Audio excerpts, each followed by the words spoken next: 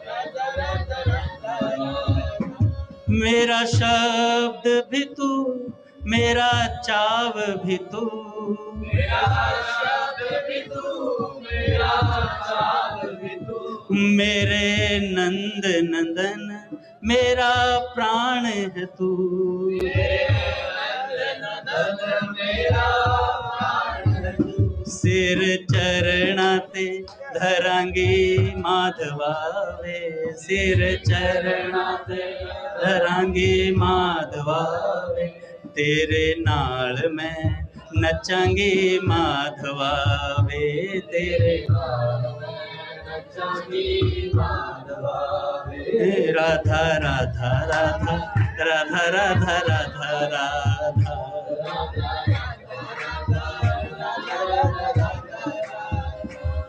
भाई बनाया है नहीं, ये भी किसी का चुराया हुआ है।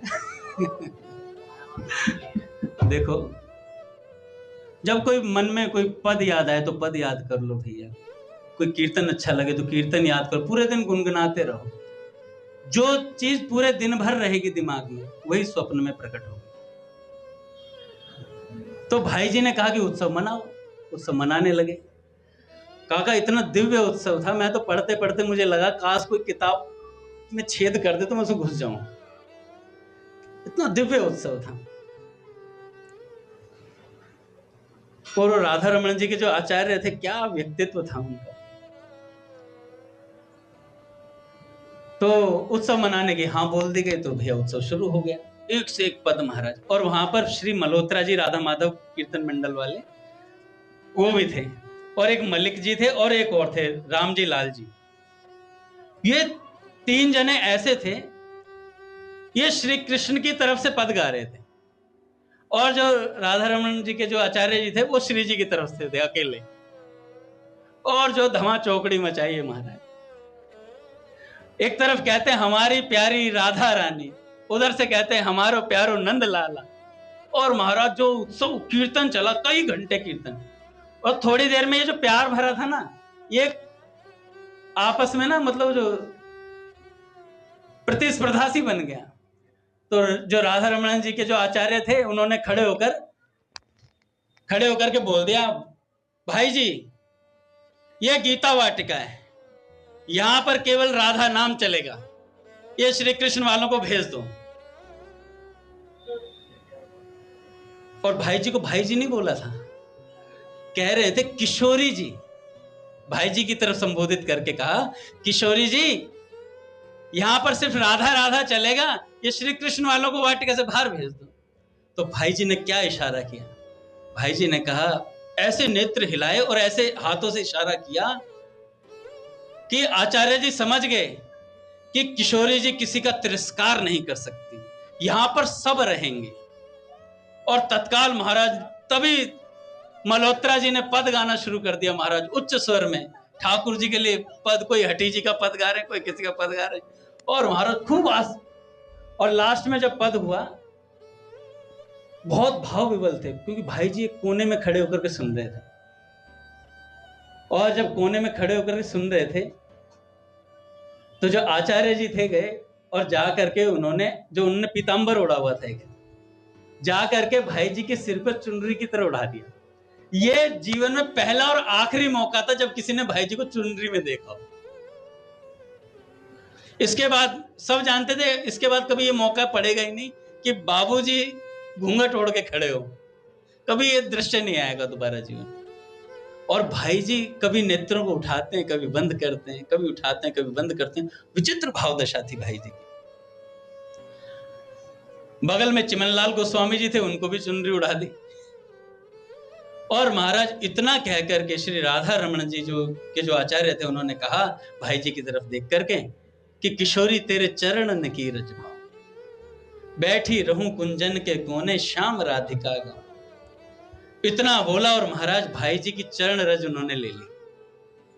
और भाई जी तब वैसे के वैसे खड़े रहे, भाई जी ने कोई प्रतिकार नहीं किया, क्योंकि भाई जी स्वयं भाव में थे, भाई जी स्वयं भावावेश में थे। और भाई जी की सब चरण रज लेकर के जा रहे हैं, वहां से सब छू रहे हैं भाई जी के चरणों को। तो ये जीवन में पहला और आखिरी मौका था जब भाई जी को उस चुनरी के मध्य देखा गया। तो जो राजा था उसने कहा कि भैया नाम निकला तो रह क्या गया, और नाम निकला तो महाराज तत्काल राजा ने अपने प्राण त्याग दिए। जब नाम ही निकल गया तो अब जीवन जी के क्या करेंगे। पूज्य भक्तमाली जी महाराज कहा करते थे कि एक दशरथ जी थे जिन्होंने भगवान राम के वियोग में प्राण त्यागे थे, और एक ये कलयुग के अंतर्निष्ठ राजा थे जिन्होंने भगवान राम के नाम के वियोग में प्राण त्यागे। ऐसा विलक्षण भाव रहता है महाराज भक्तों को। इसलिए नाम से अधिक प्रेम, कीर्तन से अधिक प्रेम, भगवान के नाम रूप गुण लीला में डूब जाइए सदा के लिए, जितना ज्यादा से ज्यादा हो। जब मौका मिले तभी नाम ले लो। महाराज आरती करते हैं, समय हो गया है, पूज्य भैया नहीं आएंगे आज।